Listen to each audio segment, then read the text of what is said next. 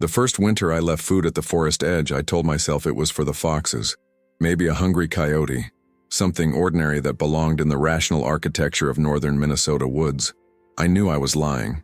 The tracks in the snow were 18 inches long, showing 4 distinct toe pads and what appeared to be an opposable digit, anatomically impossible for any canid I'd studied in my 30 years as a wildlife rehabilitator. They appeared on my property line every few days throughout that first winter of 1991, always at night, always following the same path from the deep woods to the frozen creek bed where deer came to scrape through snow for frozen grass. The tracks would pause at certain points, study the terrain, circle back on themselves in patterns suggesting deliberate reconnaissance rather than foraging. Whatever made them was thinking, planning, assessing risk with a cognitive sophistication that made my hands shake when I cast the prints in plaster. I was 53 years old, recently widowed, living alone on 40 acres I'd inherited from my father. The isolation had seemed like refuge after Margaret's death, a place to grieve without witnesses, to exist without the exhausting performance of recovery. The woods asked nothing of me except occasional maintenance and the steady work of survival, but the tracks asked questions I wasn't prepared to answer, so I started leaving food. Nothing dramatic: venison scraps from my hunting, dried fish, apples from the root cellar. I'd set them on a flat rock 50 yards from the house, then retreat inside and wait. I never saw what took the food, but every morning it was gone, and the tracks would circle the rock in patterns that looked almost like ceremony. Margaret had been the believer in our marriage. She'd kept books about cryptids, subscribed to journals that documented sightings of impossible things, spent weekends driving to remote locations where witnesses claimed encounters with creatures science refused to acknowledge. I'd indulged her interest the way you indulge a harmless eccentricity, never cruel but never truly engaged. After she died, I'd packed those books away, unable to look at the evidence of her fascination with mysteries I'd dismissed. Now they sat in boxes in the basement, and I wondered if she'd known something I'd been too rational, too careful, too conventional to see. The second winter, the tracks came closer. Third winter, they approached the porch. By the 5th winter, I was leaving food on the steps themselves, and something was taking it while I slept, moving with a silence that defied the creaking boards I knew announced every footfall. I was feeding something that shouldn't exist, and it was accepting my offerings with a patience that felt like negotiation, like the slow building of a contract neither of us could articulate but both understood. 15 years. 15 winters of this strange exchange, this wordless dialogue between a grieving man and an impossible thing. And then, on a February night so cold the trees split with the sound of rifle shots, it finally spoke. The routine became the architecture of my winters.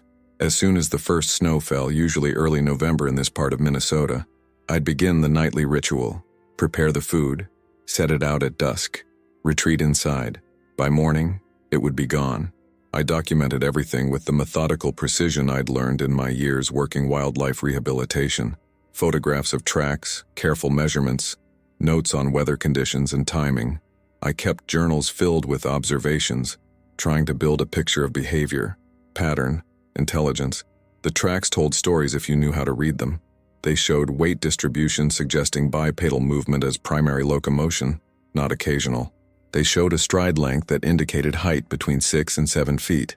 They showed evidence of deliberate path selection, avoiding areas with dense undergrowth where movement would create noise, preferring routes with natural cover, circling the property to approach from downwind. This wasn't animal behavior, it was tactical thinking. I started varying the food, testing, cooked meat versus raw, plant matter versus protein, sweet versus savory. The preference was clear: raw meat, particularly organ meats and foraged items, nuts, berries, roots, the diet of an opportunistic omnivore with strong carnivorous leanings, but also evidence of choice, of taste, of preferences that went beyond pure caloric need. Sometimes I'd find things left behind, never in the same place I left food. That would be too direct, too obvious. But nearby, positioned where I'd find them during my daily walks, a deer antler, perfectly intact, river stones arranged in careful patterns. Once, a bundle of medicinal herbs I recognized from Margaret's foraging books: burdock root, dried yarrow, wild ginger, tied with braided grass. Gifts, reciprocation, the acknowledgement that this exchange was mutual. That obligation ran both directions. I lived for those moments of discovery. They punctured the vast loneliness that had settled over my life after Margaret's death, like snow accumulation, gradual, heavy, eventually crushing. The woods had become my only companion, and this presence within them gave the solitude purpose. I wasn't just surviving. I was participating in something that defied easy categorization. By the third winter, I'd stopped questioning the reality of it. Whatever was accepting my food, leaving traces of its passage, existed. The evidence was too consistent, too detailed, too carefully executed to be dismissed as misidentification or wishful thinking.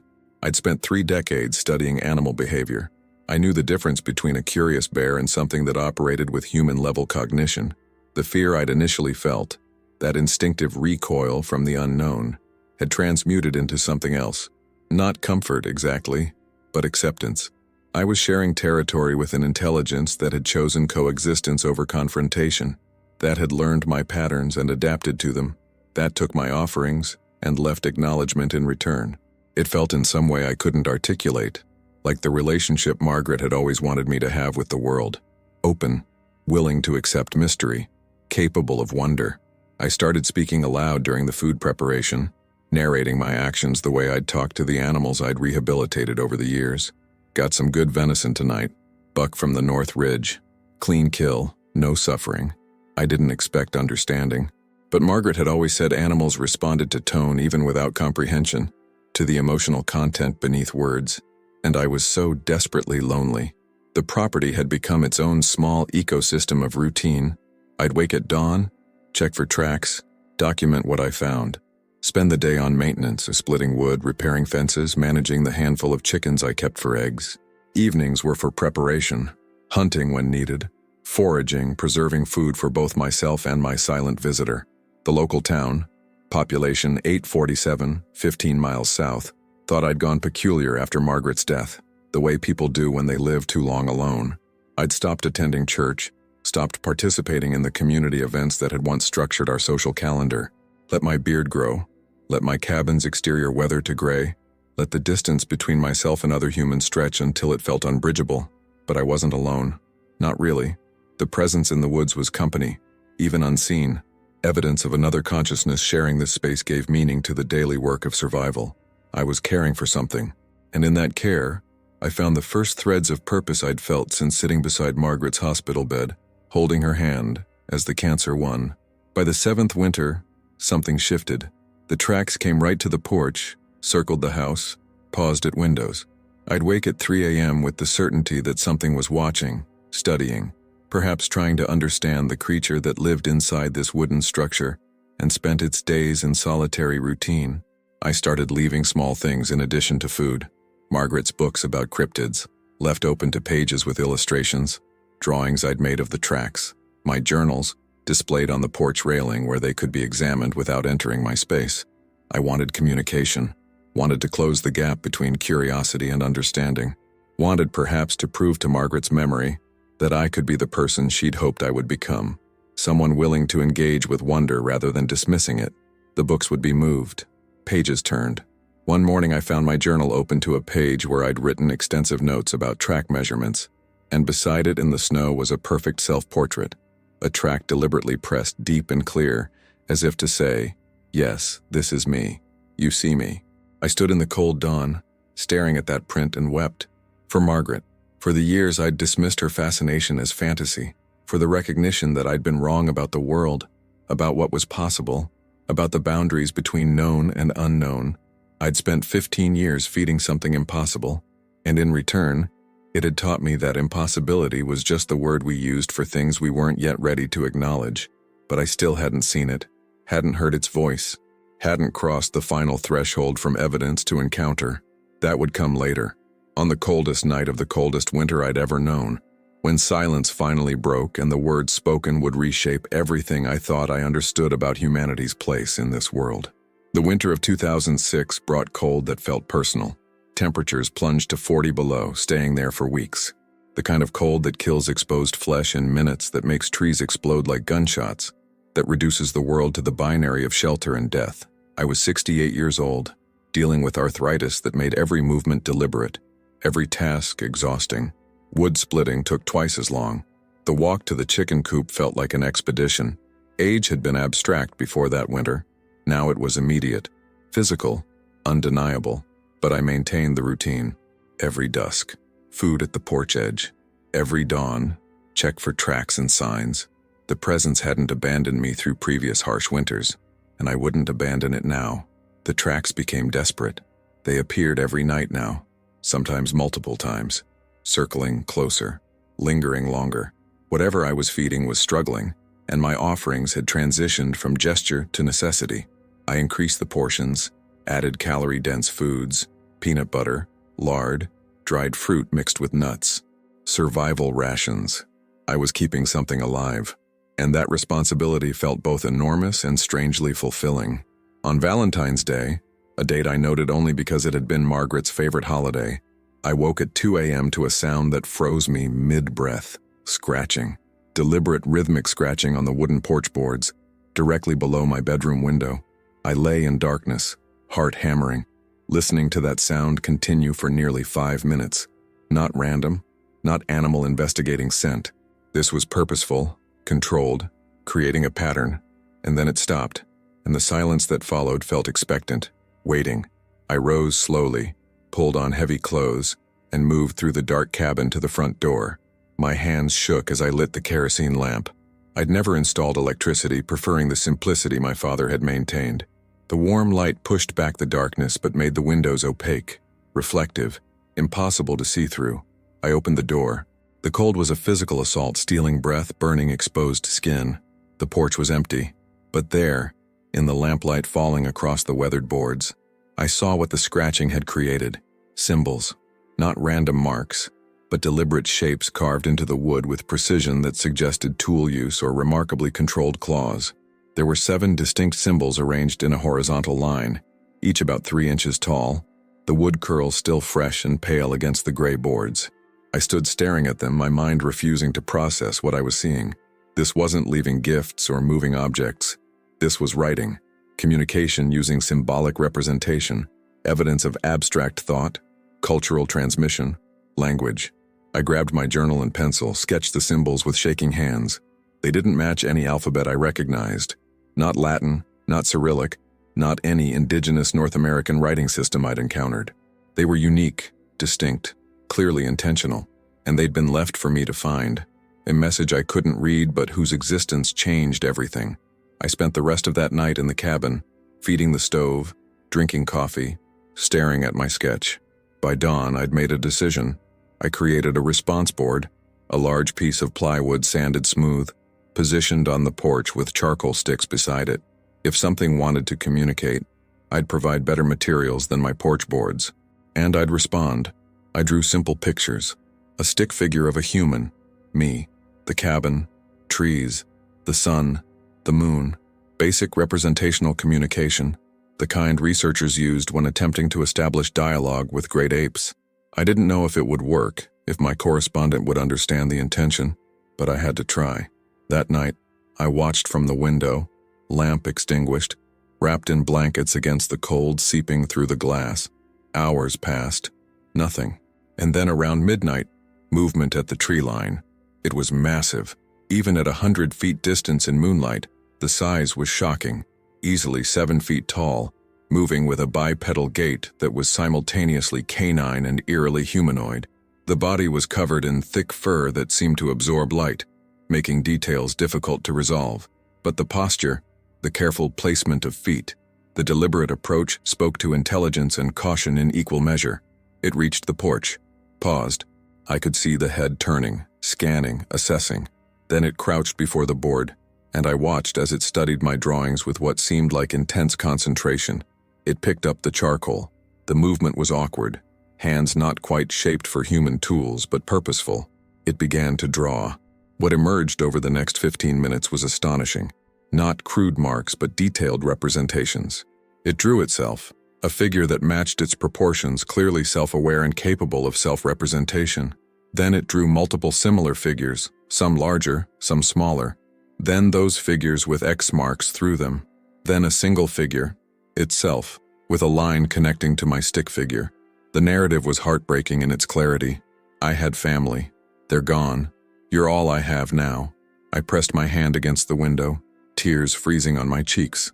This being had been alone, had lost its people, and had spent 15 years accepting charity from the only other conscious thing willing to acknowledge its existence. We were the same, it and I, two solitary beings clinging to the margins of life, finding meaning in this small exchange across the impossible gulf between species. It looked up suddenly, directly at my window. Despite the darkness inside, it knew I was watching. Our eyes met, mine human and blue, its eyes reflecting moonlight in shades of amber and gold, and something passed between us that transcended language, recognition, kinship, the acknowledgement that loneliness speaks the same language regardless of the form it wears. It stood, moved back toward the forest with that strange, graceful gait, and disappeared into shadow. I remained at the window until dawn, staring at the board and its message, understanding that 15 years of silent exchange had just transformed into something far more complex and far more precious. Friendship between two impossible beings in an indifferent world. Spring came reluctantly, the cold releasing its grip in grudging increments. By April, the snow had retreated to shaded hollows, and the forest began its annual resurrection.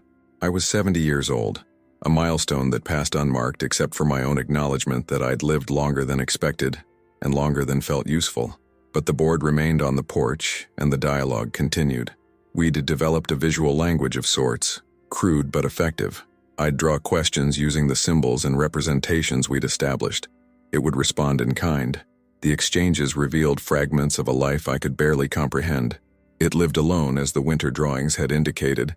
Its kind, I'd started thinking of them as the people, for lack of better terminology, had once been more numerous in this region. The drawings suggested population collapse, fragmentation, disappearance. Whether through disease, habitat loss, human encroachment, or some combination, the result was the same: diaspora and extinction. The drawings showed territories marked with boundaries, suggesting complex social organization. They showed what appeared to be teaching between adults and young, evidence of knowledge transmission beyond instinct. They showed gathering places, seasonal movements, relationships to the landscape that spoke of deep time and cultural memory. Everything drawn in charcoal on plywood by a being crouched on my porch in darkness, trying to explain its existence to the only witness who'd listen. But the most profound revelation came in late May, during a warm evening when the woods were thick with emerging life. I'd left the door open, screen door closed, allowing air to circulate while keeping insects out. I was at the kitchen table, reviewing my journals from the past 15 years when I heard it. A voice, not human, not animal, something between. A vocalization that carried structure and intention, shaped by intelligence even if the acoustic properties were alien. Friend. The word was distorted, the phonemes stretched and compressed by a vocal apparatus not designed for human speech. But it was unmistakably language, unmistakably directed at me. I stood slowly, heart hammering. Through the screen door I could see the figure on the porch standing upright, one hand resting against the cabin wall as if for support. This close, details resolved. The fur was layered, an underlayer of soft down beneath longer guard hairs. The hands had 4 fingers and an opposable thumb, each digit tipped with dark claws. The face was elongated, candid in structure, but the eyes, those eyes, held an expression of such complex emotion that the word animal shattered against it like glass. Friend, it repeated, and the effort involved was visible. The working of facial muscles, the deliberate control of breath, the concentration required to produce sounds its throat wasn't evolved to make. I moved to the door, placed my hand against the screen. Yes, I said, my voice breaking. Friend. It tilted its head, studying me with those amber eyes. Then it made a gesture, hand to chest, the sign we'd established on the board to mean self, and produced another sound. Kellen. Its name. It was telling me its name. Kellen, I repeated, testing the sound. Then I gestured to myself. Thomas. My name is Thomas. Thomas. The syllables came out fractured but recognizable. It was learning, adapting, pushing the boundaries of what its vocal apparatus could achieve. We stood like that for a long time, separated by the thinnest membrane of screen, two beings from different species, attempting the oldest and most profound act of consciousness, making ourselves known to another. Eventually, Kellen made a gesture toward the woods, the sign for home. and vocalized something that sounded like return. It was leaving, but the message was clear. This wasn't goodbye. This was acknowledgement of new terms for our relationship. I watched it disappear into the trees, moving with that distinctive gait that now seemed graceful rather than alien. When I could no longer see it, I sat on the porch and allowed myself to fully feel the weight of what had just occurred. For 15 years, I'd maintained a relationship based on assumption and interpretation. Now we had language, crude, limited, but real. The gap between us hadn't closed, but it had narrowed enough that actual communication, not just gesture and inference, was possible. That night, I pulled out Margaret's old books, the ones I'd packed away after her death. I read accounts of researchers attempting to communicate with great apes, dolphins, elephants, species we knew possessed intelligence but whose consciousness remained opaque. The common thread was patience, the willingness to work within the limitations of different cognitive frameworks, and the recognition that intelligence could express itself in ways human culture didn't naturally recognize. Margaret had believed in these possibilities, had spent hours reading about interspecies communication, about the untapped potential for understanding beyond human experience. She'd have given anything to witness what I'd just experienced. I missed her with an intensity that physically hurt, wanted desperately to share this moment, to have her validation that all those years of her fascination had been pointing toward real truth. But she was 14 years gone, and I was alone with an impossible friendship that no one else would believe. Except I wasn't alone. Kellen existed, had learned my name, had trusted me enough to reveal its own. And in that exchange was something Margaret had always tried to teach me, that wonder wasn't weakness, that mystery deserved respect, that the world was stranger and more beautiful than my careful rationalism had allowed. Over the following weeks, our communication deepened. Kellen began vocalizing more, building a vocabulary of human words shaped by its vocal capabilities. I learned some of its sounds, simple greetings, warnings, expressions of need. We were creating a pidgin language, a shared communication system that belonged to neither of our species but served the purpose of connection. And with that connection came understanding, not just of Kellen as individual, but of the tragedy unfolding across this landscape, a tragedy humans had authored without knowing it existed, and which Kellen was about to make horrifyingly clear. The communication, once established, couldn't be contained to simple pleasantries. Kellen had things to say, and what emerged over that summer of 2006 was both testimony and indictment. We'd developed a system using the board, vocalizations, and careful pantomime. Kellen would draw, speak what words it could manage, use its whole body to convey meaning. I'd respond similarly, and through this multimodal exchange, complex ideas gradually became transmissible. What Kellen told me about humanity broke my heart. It started with territory. Kellen drew maps, crude but geographically accurate, showing the range its people had once occupied. The drawings covered my kitchen table, vast wilderness areas across Minnesota, Wisconsin, Michigan's Upper Peninsula. Then it marked those territories with human symbols, roads, buildings, clear cuts. The drawings showed compression, fragmentation, populations isolated into smaller and smaller pockets. Kellen used X marks to indicate where its people had lived. Past tense, gone now. And with each X came a vocalization that didn't need translation. Grief. How many? I asked, using the sign for numbers we'd developed. How many of your people left? Kellen held up both hands, fingers spread. 10, then closed them, opened them again. 20, did this 3 times. 60, maybe fewer, maybe. Its understanding of exact enumeration was unclear, but the message was devastating. A species reduced to perhaps a few dozen individuals, scattered across territory so fragmented that breeding populations were likely no longer viable. I asked the question I'd been dreading. Why? What followed was an education in unintended genocide. Kellen drew clear cuts, used gestures to indicate the sound, the roar of chainsaws, the crack of falling timber. It showed how sound carried through forest, how its people relied on acoustic signaling to maintain contact across distances. The industrial noise hadn't just destroyed habitat, it had destroyed communication infrastructure. Families separated couldn't reunite because they couldn't hear each other's calls over the mechanical roar. It drew roads bisecting territory, used body language to show how movement was disrupted. Its people were nomadic, following seasonal food sources requiring vast territories. Roads brought cars, light, noise, human presence. Territory became uncrossable. Populations became isolated. It drew housing developments at forest edges, campgrounds, hiking trails.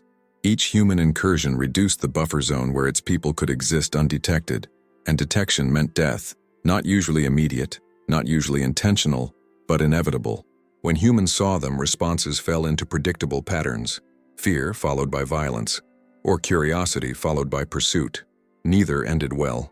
Kellen traced scars on its own body, evidence of human encounters: a long mark across its shoulder from a rifle bullet, burns on its hands from touching an electric fence, a deformed finger from a trap it had escaped.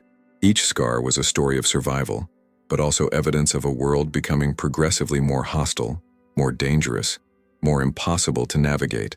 The most damning part was the diseases. Kellen couldn't explain pathogens in scientific terms, but the drawings were clear. Sick people, dying in groups. It showed symbols I'd come to understand as human contamination, garbage dumps, sewage runoff, livestock operations. Its people had immune systems adapted to wilderness pathogens, but no defense against human diseases. Exposure killed them in waves. One drawing showed a group of 7 figures. Family, I understood. Then showed 5 with X marks. Then 3. Then 1. Kellen, alone. Your family? I asked, my voice cracking. It nodded, a gesture it had learned from watching me, made a sound that was unmistakably affirmation, tinged with something that sounded like anguish. When? It drew symbols representing years, marks and sets that seemed to indicate seasons. Counted them out. Approximately 8 years ago, Kellen had been alone for 8 years, had spent those years in increasingly desperate survival, avoiding humans, avoiding detection, slowly starving until finding my property and gambling that the solitary human leaving food might be safe. I'd saved its life without knowing it. Those winters of offerings had been the difference between survival and death. But I'd also been complicit in the system killing its species. I lived in a house built from timber cut from forest. I drove a truck that required roads. I participated in an economy that demanded resource extraction, development, expansion. My existence, however modest, was predicated on the destruction of what Kellen's people needed to survive. The guilt was overwhelming. I'm sorry, I said, knowing the words were inadequate. I didn't know. We didn't know you existed. Kellen looked at me with those amber eyes and through gesture and vocalization, conveyed something that hit harder than rage would have. You never looked. It was true. Humanity had classified everything in these forests, every insect, every plant, every fungus, but had dismissed reports of impossible things as fantasy. We'd decided what could exist based on our limited observations, then stopped looking for anything that contradicted our conclusions. Kellen's people had been here all along, living carefully, avoiding contact, trying to survive in the shrinking spaces between human expansion. They'd been screaming in the darkness, and we'd called it wind. They'd left evidence, and we'd called it hoax. They'd died in silence, and we'd never noticed because we'd convinced ourselves they couldn't be real. What do you need? I asked. What would help? Kellen drew more maps, showing remaining pockets of deep wilderness. Drew corridors between them, migration routes its people needed but that were now blocked by human infrastructure. It drew protected areas where human presence was limited but not absent. Drew figures of its people trying to move, to reconnect, to establish contact with other survivors. Then it drew humans, specifically humans with guns, humans with traps, humans in groups. And it drew a simple message: fear prevents movement. Even where habitat existed, the terror of human contact kept its people fragmented, isolated, dying alone. They need safety, I said, understanding. They need to know humans won't kill them on sight. Kellen made the affirmation sound, then added something that froze my blood. Using gestures and sounds, it conveyed that some humans were hunting them, deliberately, not accidental encounters but systematic pursuit. People who knew what they were looking for and wanted trophies or specimens or proof. I thought about the cryptozoology community, the amateur hunters with equipment and determination. I thought about the stories Margaret used to read about expeditions seeking Bigfoot, about the underlying assumption that discovery would be celebrated. But discovery meant death for something already driven to the edge of extinction. Kellen was asking me to do something impossible. Protect a species humanity didn't acknowledge existed, from threats both deliberate and accidental, with no resources and no authority. But looking into those amber eyes, seeing the intelligence and desperation there, I knew I had to try, even if trying meant risking everything I had left. The decision to document Kellen's existence was both necessary and terrifying. Without proof, I was just another delusional old man claiming encounters with impossible creatures. With proof, I risked exposing Kellen to exactly the threats it had spent its life evading. But silence was death by attrition. Kellen's species was dying, and without intervention, without habitat protection, without legal recognition, without some framework for coexistence, extinction was inevitable. I spent weeks building a case, using everything I'd accumulated over 15 years plus Kellen's collaboration. Photographs taken with its consent, showing clear anatomical details impossible to hoax. Video footage of Kellen demonstrating tool use, symbolic communication, complex problem solving, plaster casts of prints, hair samples, and most compellingly, the drawings, evidence of abstract thought and cultural transmission that couldn't be explained away as trained animal behavior. The documentation was meticulous, anticipating every possible accusation of fraud. I included reference objects for scale, environmental context to prove location, metadata from cameras to establish authenticity. I wasn't creating entertainment. I was building a legal and scientific case for recognition. The question was, who to trust with this information? I researched extensively, reading everything I could find about conservation law, endangered species protection, whistleblower safeguards. The picture wasn't encouraging. Even with ironclad proof, the bureaucratic machinery moved slowly, required institutional buy-in, and operated within political frameworks where economic interests often outweighed conservation. And there was the military angle. Kellen had indicated through drawings that some humans hunting its people weren't civilians, organized, equipped, operating with resources beyond amateur enthusiasts. Whether government programs or private contractors, the implication was chilling. Someone with power already knew, or suspected, and was treating Kellen's people as targets rather than persons. I was 70 years old, living on a fixed income in rural Minnesota. I had no connections, no influence, no platform. I was exactly the kind of witness who gets dismissed, whose evidence gets buried, whose testimony disappears into the vast machinery of institutional denial. But I had one advantage. I had nothing left to lose. Margaret was gone. My career was long finished. I owned my land outright, had no dependents, no legacy to protect beyond the truth itself. And Kellen trusted me, had chosen to reveal itself, to communicate, to ask for help despite every instinct and experience telling it that humans were danger. I owed it the attempt, however futile. Through old professional networks, colleagues from my wildlife rehabilitation days, I made careful inquiries. Who might be trustworthy? Who had demonstrated commitment to conservation over politics? Who had the courage to engage with evidence that challenged established paradigms? One name kept recurring: Dr. Sarah Chen, an anthropologist at the University of Minnesota, who'd published extensively on non-human intelligence and cognition. More importantly, she'd been publicly critical of institutional resistance to anomalous data, arguing that science's commitment to skepticism had metastasized into dogmatic rejection of evidence that didn't fit prevailing models. I sent her a letter, not the evidence, too risky for initial contact, but a carefully worded inquiry about her theoretical openness to undocumented intelligent species. I included enough detail to be intriguing, but not enough to be dismissed as obvious hoax. She responded within a week, interested, cautious, willing to meet. I told Kellen what I was planning. It watched me draw my intentions, showing myself meeting another human, sharing information, trying to get help. Its reaction was complex.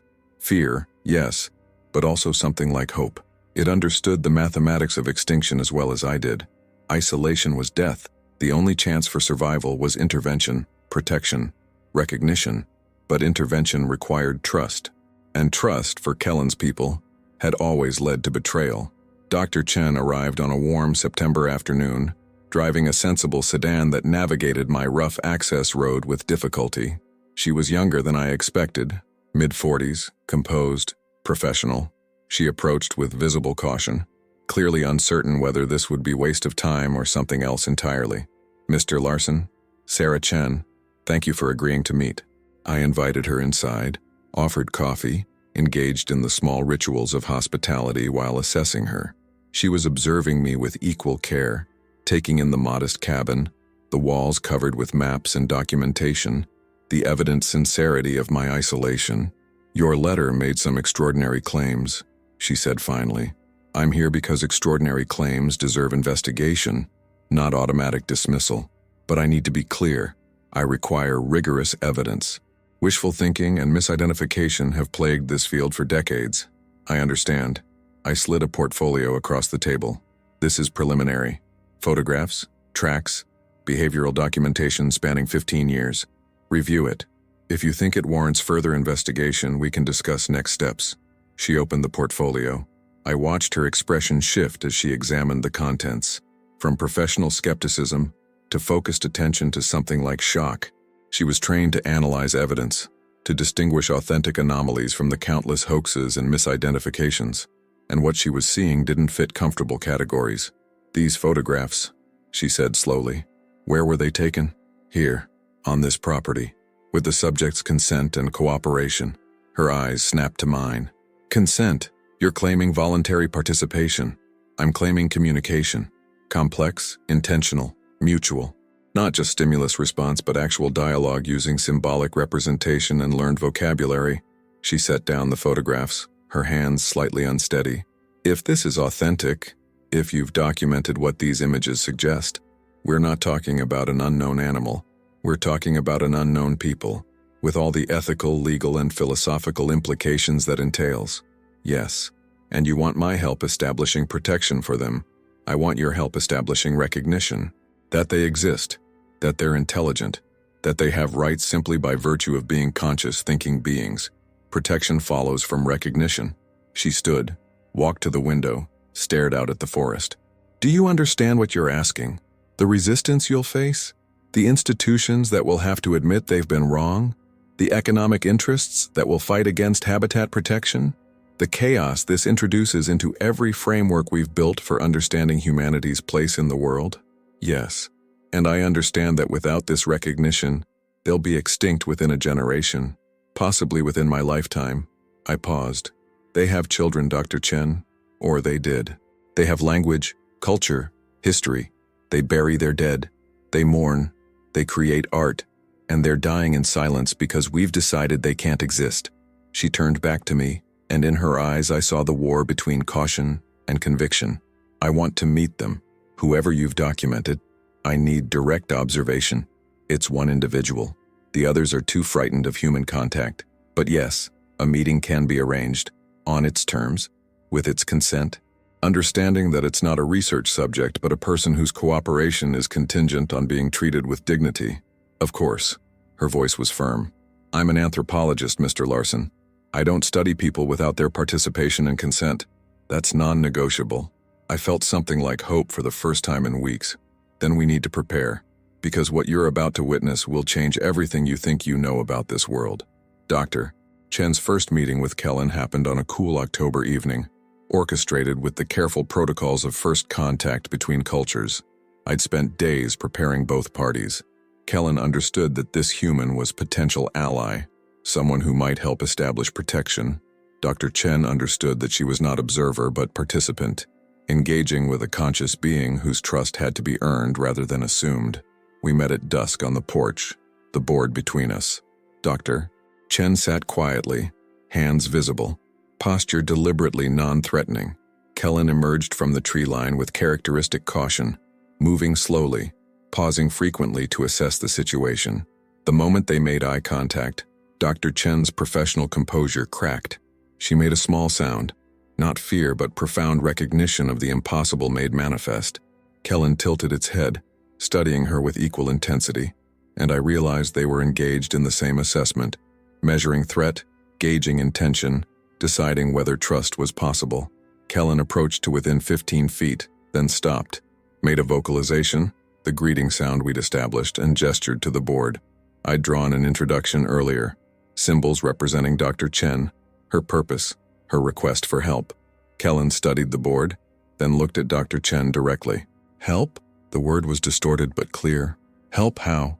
Dr. Chen's breath caught. She'd read my documentation of Kellen's linguistic abilities, but reading and witnessing are different experiences. I'm a researcher, she said slowly, clearly.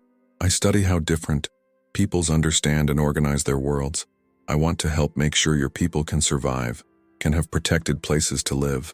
Kellen made a sound that might have been skepticism. It drew on the board. Humans with weapons, humans in vehicles, humans with traps. Then it drew its people with X marks through them. The message was clear. Humans have only brought death. Yes, Dr. Chen said softly. We have, and I can't undo that history. But there are some humans, not many, but some, who believe your people have the right to exist, to be safe, to live without fear. I'm one of them, and I have access to resources, to legal systems, to ways of establishing protection that Thomas doesn't have alone. Kellen looked at me. I made the affirmation gesture we'd established. Trust, I said. I trust her. The word hung between us, weighted with all the times trust had been betrayed, all the reasons Kellen's people had learned to fear humans. But it also carried the 15 years we'd spent building this relationship, the proof that at least one human could be trusted not to harm, not to betray, not to use vulnerability as weapon. Kellen made a decision. It approached the board, picked up charcoal, and began to draw. What emerged over the next hour was comprehensive testimony. Kellen drew maps showing original territory and current fragments, drew family groups with numerical indicators, showing population collapse from hundreds to dozens, drew human developments bisecting migration routes, drew the scattered survivors, isolated in pockets too small for viable breeding populations. Then it drew something that made Dr. Chen go pale, human figures in uniform, tracking its people deliberately, not recreational hunters or amateur enthusiasts, but organized operations, military-style equipment, coordination suggesting institutional backing. How long? Dr. Chen asked. How long have they been hunting you? Kellen drew marks indicating years, 5, maybe 6 years of systematic pursuit. Whatever these humans wanted, specimens, proof, elimination of potential threats, they'd been engaged in organized suppression of a species most of the world didn't believe existed. Dr. Chen pulled out her phone, started taking notes. This is bigger than wildlife conservation. If there's government involvement in suppressing or eliminating an intelligent species, we're talking about crimes against personhood, against consciousness itself. The legal frameworks don't exist yet, but the ethical violation is clear. She looked at Kellen directly. I need to document everything you're willing to share, with your permission, not to exploit, to build a case for protection that's legally unassailable. Can you consent to that? Kellen drew a symbol I'd learned meant question, then pointed to Dr. Chen, then to me. She's asking what you're promising in return, I translated. Dr. Chen set down her phone. I can't promise success. The opposition will be massive. Economic interests, government agencies, the general human resistance to acknowledging non-human persons. But I promise, I'll use every resource I have. I'll publish your story, your evidence, your case. I'll push for legislation establishing protected habitat and legal personhood. I'll fight for recognition that your people deserve safety, dignity, and the right to exist without persecution. Kellen studied her for a long moment. Then it made a gesture, hand to chest, the sign for self, and vocalized, Kellen, its name, the most intimate thing it could offer. Kellen, Dr. Chen repeated, her voice breaking slightly. It's an honor to meet you, and I promise you're not alone anymore. You have allies now. The documentation process began that night and continued through the following weeks. Dr. Chen brought equipment, colleagues she'd vetted carefully, specialists in various fields, all operating under strict confidentiality agreements. Kellen underwent voluntary medical examination, providing tissue samples, demonstrating cognitive abilities, participating in linguistic analysis. Every interaction was conducted with Kellen's explicit consent, with the ability to stop at any time, with respect for autonomy and dignity. This wasn't research in the traditional exploitative sense. It was collaborative documentation, gathering evidence that would support legal recognition and protection. Dr. Chen's team discovered things that even I hadn't known.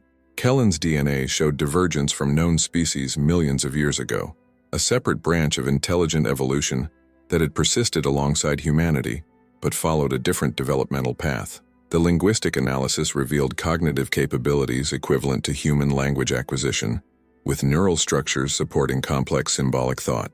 Most significantly, they documented culture.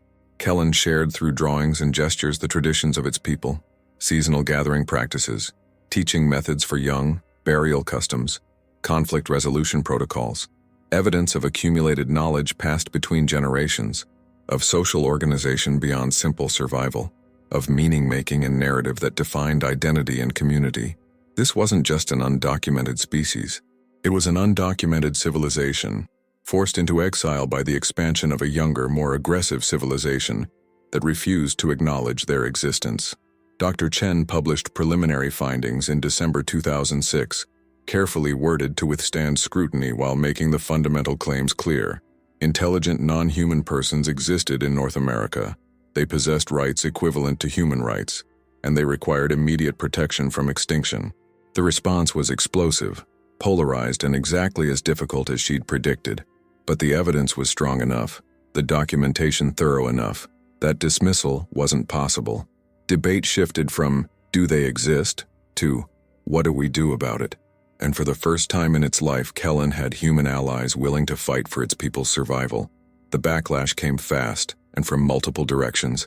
Academic journals published critiques questioning the methodology, despite the rigorous documentation. Cryptozoology enthusiasts flooded the region, turning my property into a destination for thrill seekers and truth seekers in equal measure. I installed gates, posted signs, called law enforcement repeatedly to remove trespassers. Kellen disappeared into deep wilderness, unable to approach safely. For 3 months, I didn't see it. The silence was devastating, a reminder of how quickly human attention could destroy the fragile safety we'd built. But the worst came in February 2007, when official interest arrived. They weren't military exactly, though their bearing suggested training. They identified themselves as Department of Interior, Wildlife Assessment Division, the same bureaucratic label I'd later learn was used for operations that fell outside normal channels. 6 people in unmarked vehicles carrying equipment that had nothing to do with wildlife monitoring. The leader was a woman in her 40s, professional and direct.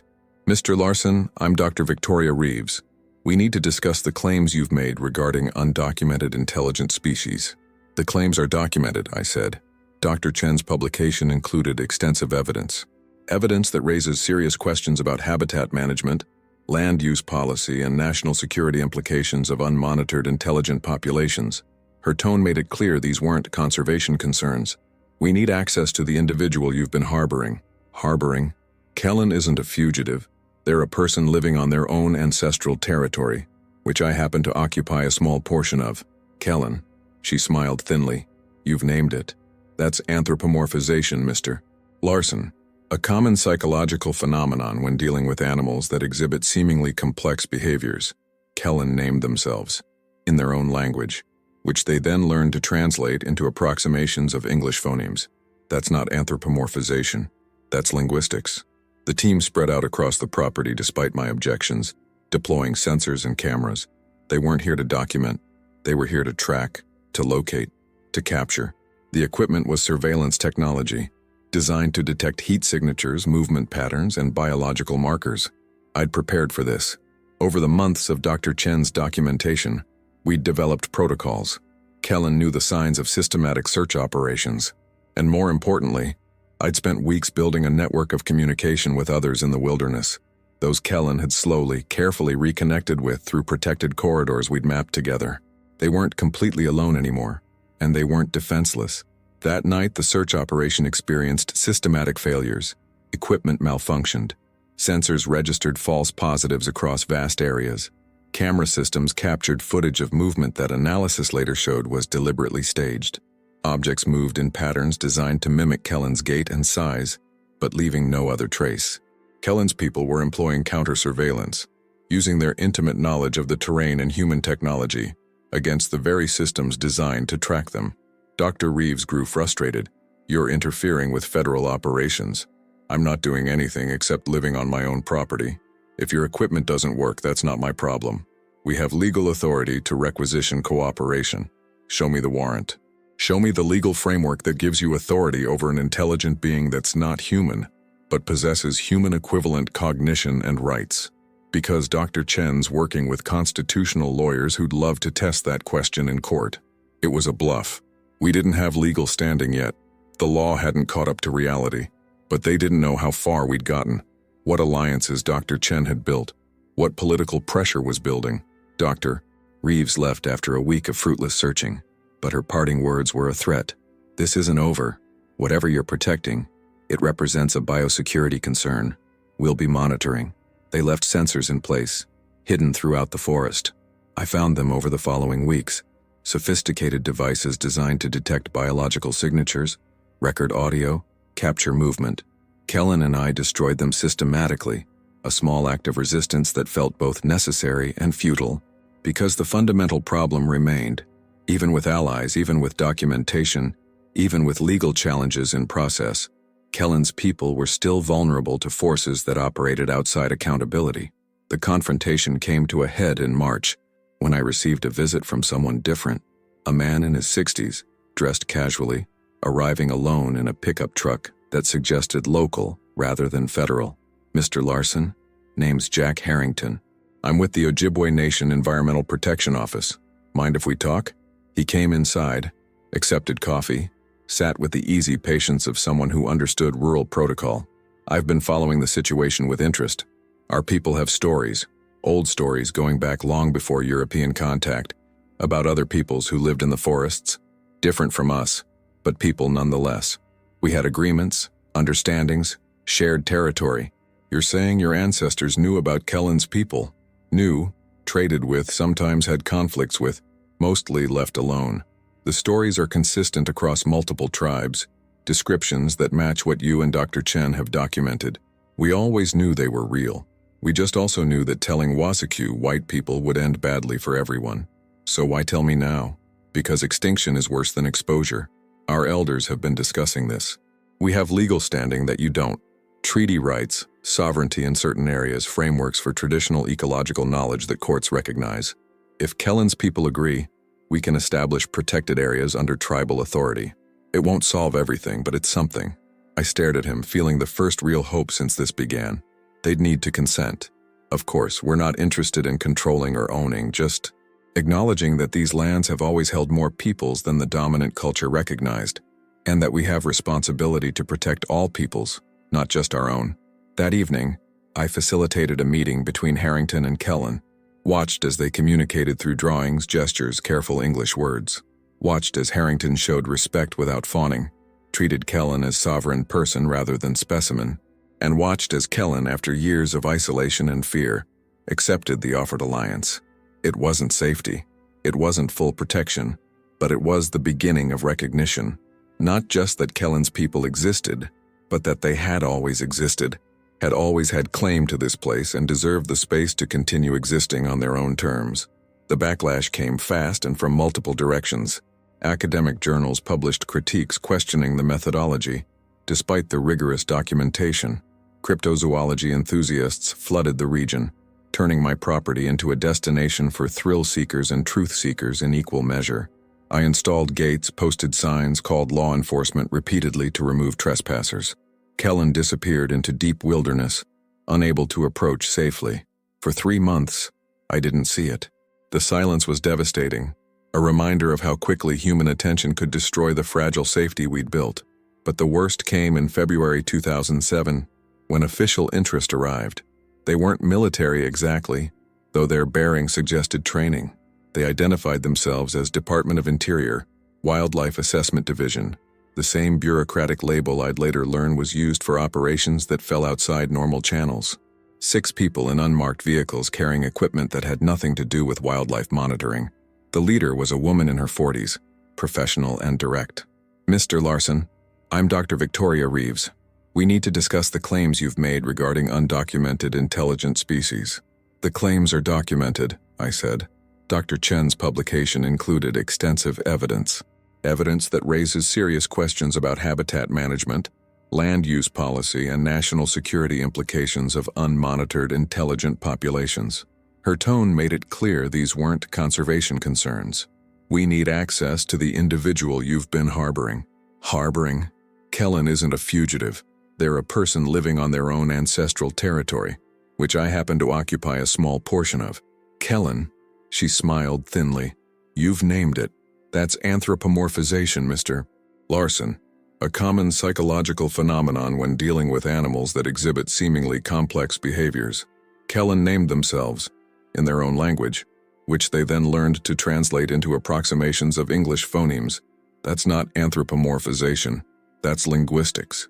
The team spread out across the property despite my objections, deploying sensors and cameras. They weren't here to document, they were here to track, to locate, to capture. The equipment was surveillance technology, designed to detect heat signatures, movement patterns, and biological markers. I'd prepared for this. Over the months of Dr. Chen's documentation, we'd developed protocols. Kellen knew the signs of systematic search operations. And more importantly, I'd spent weeks building a network of communication with others in the wilderness. Those Kellen had slowly, carefully reconnected with through protected corridors we'd mapped together. They weren't completely alone anymore, and they weren't defenseless. That night, the search operation experienced systematic failures. Equipment malfunctioned. Sensors registered false positives across vast areas. Camera systems captured footage of movement that analysis later showed was deliberately staged. Objects moved in patterns designed to mimic Kellen's gait and size, but leaving no other trace. Kellen's people were employing counter-surveillance, using their intimate knowledge of the terrain and human technology against the very systems designed to track them. Dr. Reeves grew frustrated. "You're interfering with federal operations." "I'm not doing anything except living on my own property. If your equipment doesn't work, that's not my problem. We have legal authority to requisition cooperation. Show me the warrant. Show me the legal framework that gives you authority over an intelligent being that's not human, but possesses human equivalent cognition and rights." Because Dr. Chen's working with constitutional lawyers who'd love to test that question in court. It was a bluff. We didn't have legal standing yet. The law hadn't caught up to reality. But they didn't know how far we'd gotten, what alliances Dr. Chen had built, what political pressure was building. Dr. Reeves left after a week of fruitless searching, but her parting words were a threat. "This isn't over. Whatever you're protecting, it represents a biosecurity concern. We'll be monitoring." They left sensors in place, hidden throughout the forest. I found them over the following weeks. Sophisticated devices designed to detect biological signatures, record audio, capture movement. Kellen and I destroyed them systematically, a small act of resistance that felt both necessary and futile, because the fundamental problem remained. Even with allies, even with documentation, even with legal challenges in process, Kellen's people were still vulnerable to forces that operated outside accountability. The confrontation came to a head in March, when I received a visit from someone different. A man in his 60s, dressed casually, arriving alone in a pickup truck that suggested local rather than federal. "Mr. Larson, name's Jack Harrington. I'm with the Ojibwe Nation Environmental Protection Office. Mind if we talk?" He came inside, accepted coffee, sat with the easy patience of someone who understood rural protocol. "I've been following the situation with interest. Our people have stories, old stories going back long before European contact, about other peoples who lived in the forests. Different from us, but people nonetheless. We had agreements, understandings, shared territory." "You're saying your ancestors knew about Kellen's people?" "Knew, traded with, sometimes had conflicts with, mostly left alone. The stories are consistent across multiple tribes, descriptions that match what you and Dr. Chen have documented. We always knew they were real. We just also knew that telling Wasikyu, white people, would end badly for everyone. So why tell me now? Because extinction is worse than exposure. Our elders have been discussing this. We have legal standing that you don't. Treaty rights, sovereignty in certain areas, frameworks for traditional ecological knowledge that courts recognize. If Kellen's people agree, we can establish protected areas under tribal authority. It won't solve everything, but it's something." I stared at him, feeling the first real hope since this began. They'd need to consent. Of course. We're not interested in controlling or owning, just acknowledging that these lands have always held more peoples than the dominant culture recognized, and that we have responsibility to protect all peoples, not just our own. That evening, I facilitated a meeting between Harrington and Kellen. Watched as they communicated through drawings, gestures, careful English words. Watched as Harrington showed respect without fawning, treated Kellen as sovereign person rather than specimen, and watched as Kellen, after years of isolation and fear, accepted the offered alliance. It wasn't safety. It wasn't full protection, but it was the beginning of recognition. Not just that Kellen's people existed, but that they had always existed, had always had claim to this place and deserved the space to continue existing on their own terms. Part 9. Conclusion. 1,000 words. I'm 73 now. Kellen is somewhere in their late 20s or early 30s. We've never been able to determine exact age. The protected areas established through Ojibwe Nation Authority cover 200,000 acres of deep wilderness, off-limits to development and heavily restricted for human access. It's not enough, but it's more than existed 3 years ago. Kellen visits less frequently now, which I take as success. It means they have somewhere else to be, someone else to be with. The reconnection with other survivors has been slow, careful but real. Last fall, Kellen brought others. 2 adults, 1 juvenile. They stayed at the property line, cautious, but present, visible, trusting enough to let themselves be seen. The juvenile was curious, moving closer than the adults permitted until called back with sharp vocalizations. But in that curiosity, I saw future. I saw the possibility that this generation might not die in isolated silence, might not spend their lives running from shadows and surviving at the margins. Dr. Chen's work continues. She's built an entire research program around what she calls parallel intelligences, the recognition that cognitive complexity can evolve along different paths, that human consciousness isn't the only valid framework for personhood. Her publications have been controversial, career-threatening at times, but influential in slowly shifting institutional perspectives. The legal battles are ongoing. Courts are grappling with questions they've never faced. What constitutes personhood? Can rights exist independent of human legal frameworks? How do we balance habitat protection with economic development when the species requiring protection is intelligent and has been systematically denied recognition? There are no easy answers. But the questions are finally being asked, which represents progress from denial and dismissal. The surveillance continues. Federal agencies maintain monitoring programs, sometimes overt, often covert. But they're constrained now by public attention, by legal challenges, by the involvement of indigenous nations whose sovereignty complicates simple federal authority. It's not protection, exactly, but it's accountability, the awareness that actions have witnesses and consequences. And Kellen's people have learned to navigate this new landscape. They use the protected areas, maintain communication networks, move through territory with growing confidence. They're not thriving. The population is still too small, too fragmented, too vulnerable, but they're not dying in silence anymore. The most profound change has been internal, personal. I understand now what Margaret was trying to teach me throughout our marriage, that wonder is not weakness, that mystery deserves respect, that the world is far stranger and more precious than our comfortable categories suggest. She never got to meet Kellen, never witnessed the impossible friendship that grew from those first winter offerings 15 years ago. But I talk to her sometimes, sitting on the porch in evening light, telling her about the slow progress toward recognition. I like to think she'd be proud, not of me exactly, but of the willingness to finally see what had always been there, hiding in plain sight. Last month, Kellen brought me a gift. Not food or natural objects like the early years, but something else. A piece of birch bark covered with symbols from its people's writing system. Not the crude charcoal marks on plywood, but careful, deliberate script in what looked like berry juice pigment. I can't read it. Don't know if I'll ever be able to fully translate. But Kellen's gesture was clear. Hand to chest, then touching the bark, then gesture toward me. This was personal. This was thanks, or remembrance, or the acknowledgement that 15 years of small offerings had grown into something neither of us expected. I've hung it on my wall, this impossible artifact, physical proof that another people exist, that they have language and culture and history that predates human occupation of this continent. When I'm gone, and that's not far off now, my body wearing out in expected ways, someone will find it.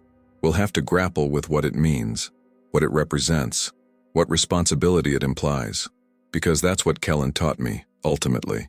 Not that monsters exist or that cryptids are real or any of the sensational framings people prefer, but that consciousness takes many forms, that intelligence can evolve along different paths, and that humanity's greatest failing is not ignorance, but the refusal to look beyond our comfortable certainties. We are not alone. We have never been alone. We share this world with other peoples, other ways of being, other forms of awareness and meaning-making. And our choice, the only choice that matters, is whether we make space for that plurality or whether we demand the world conform to our narrow definitions of what deserves recognition. Kellen's people are still here, still surviving, still hoping that the slow work of recognition will be fast enough to prevent extinction. I don't know if it will be. The forces arrayed against them, habitat loss, climate change, human expansion, the institutional resistance to acknowledging their existence, are massive, but I know they're not facing those forces alone anymore. They have allies now, human allies who see them not as specimens or curiosities, but as people deserving of dignity, respect, and the fundamental right to exist. That's what 15 winters of offerings bought. Not just survival for one individual, but the beginning, just the beginning, of recognition for an entire people. And when Kellen finally spoke, when it learned to shape its vocal apparatus around human phonemes and tell me what it thought of humanity, the words broke my heart, not with their anger or accusation, but with their simple, devastating truth. You never looked. We were always here. You never looked. We're looking now, finally, imperfectly, inadequately, but looking. And maybe, if we learn to truly see, we'll discover that this world has always been stranger, richer, more full of wonder than we permitted ourselves to imagine. Some mysteries demand recognition, not exposure. Some discoveries require humility, not conquest. And some peoples deserve to remain hidden, not because they're unreal, but because humanity hasn't yet earned the right to know them fully. These forests still hold secrets, and those secrets are not ours to take. They're theirs to share when and if we prove worthy of the trust.